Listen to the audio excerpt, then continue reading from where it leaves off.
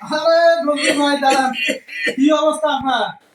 ভাই কয়েকদিন থেকে শরীরটা ভালো যাচ্ছে না ভাই।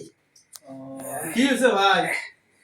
এই সর্দি জ্বর কাশ এরকম আর কি। ওই যে আপনার যে দুটো ছেলে দেখছিলাম কাজ করান আপনার সাথে, স্কুলে যে দিতে বলছি স্কুলে দিছেন? অভাবে সংসার, তাই তো বাচ্চা দুটোই নিয়ে কোনো কাজ করি তো।